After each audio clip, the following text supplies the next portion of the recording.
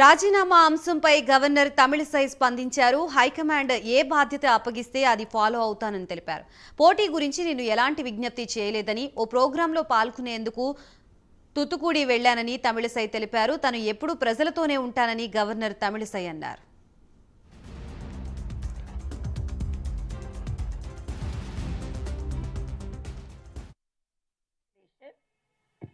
I know, because that's only you wanted to ask me, because breaking. There is no any true in that. I am here and it's all only speculations.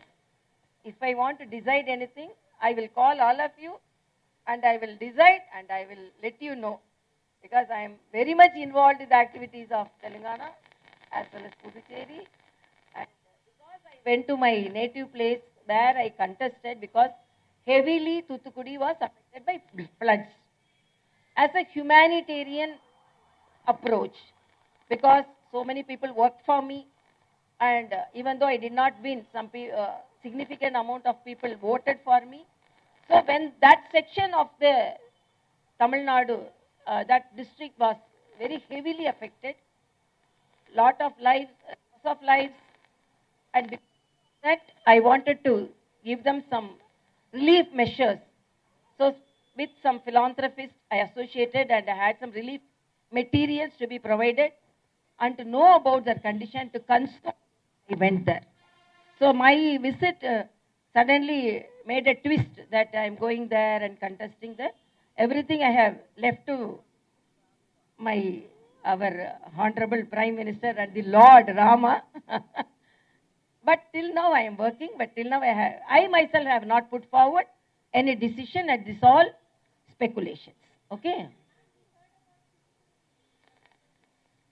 No, that's what I told, no. I went for, I contested. That is history. Whether contesting or not, now I am working as governor.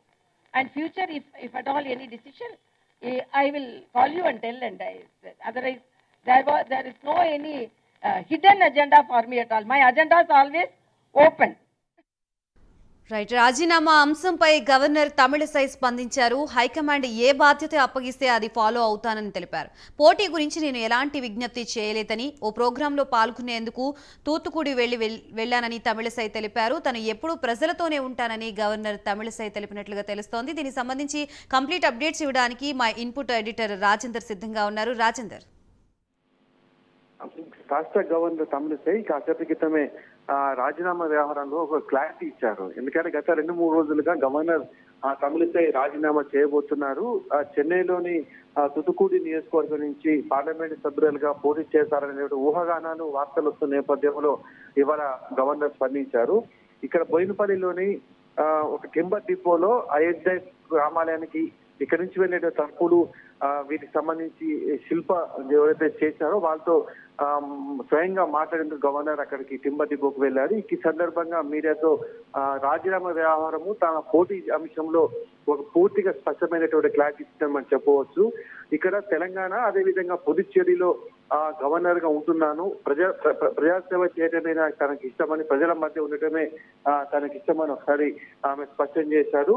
దాంతో పాటే ప్రధానమంత్రి మోడీ అదేవిధంగా రాముని దయతోనే ఇక్కడ విధులు నిర్వహిస్తున్నాను, ఖచ్చితంగా ప్రజల మధ్య ఉండడానికి చాలా ఎక్కువ ఇష్టం అని చెప్పి స్పష్టంగా చేశారు. అదేవిధంగా నేను ఢిల్లీకి వెళ్ళలేదు, గవర్నర్ పదవి తర్వాత పార్లమెంట్ సభ్యురాలుగా పోటీ చేస్తాననే విషయంలో తాను ఎవరిని కూడా రిక్వెస్ట్ చేయాలని చెప్పేసి ఆమె స్పష్టత ఇచ్చారు. దాంతో పాటే ఇటీవల చెన్నైలో వరదల ప్రభావం వల్ల తుత్తుకుడి నియోజకవర్గ పరిధిలో నష్టాన్ని చూసేందుకు మాత్రమే, అక్కడ పరిస్థితులు చూసేందుకు మాత్రమే వెళ్ళాను తప్ప ఎలాంటి పొలిటికల్ టూర్ లేదని చెప్పేసి కూడా ఆమె స్పష్టం చేశారు. ఒకవేళ పార్టీ అధిష్టానం కనుక ఏ బాధ్యతలు అప్పగించినా కానీ తాను వాటికి కట్టుబడి ఉంటాయని చెప్పేసి స్పష్టం చేశారు. అయితే గత కొద్ది రోజులుగా తెలంగాణకు సంక్రాంతి తర్వాత కానీ అటు 3వ వారంలో గవర్నర్ మారబోతున్నారు, కొత్త గవర్నర్ రాబోతున్నారు ఊహాగానం వస్తున్న నేపథ్యంలో వాటన్నిటి కూడా ఇవాళ తమిళిసై తెరదించిందని మనం స్పష్టంగా చెప్పవచ్చు. వచ్చే ఎన్నికల్లో చెన్నై నుంచి తమిళనాడు చెన్నై నుంచి తాను ఎట్టి పరిస్థితుల్లో పార్లమెంట్ సభ్యురాలుగా పోటీ చేయను, ఒకవేళ అధిష్టానం అవకాశం ఇస్తే ఏ పనికి అప్పగించినా తాను సిద్ధమని మరోవైపు స్పష్టం చేశారు. ఇక ప్రజల మధ్య ప్రజలతో ఉండేందుకే తాను ఇష్టం ఉన్న నేపథ్యంలో ఖచ్చితంగా విధులు నిర్వహించేందుకే ఇక్కడ ఉన్నానని చెప్పేసి స్పష్టంగా ఇచ్చిందని మనం చెప్పవచ్చు. Gayatri. Right, thank you Rajender.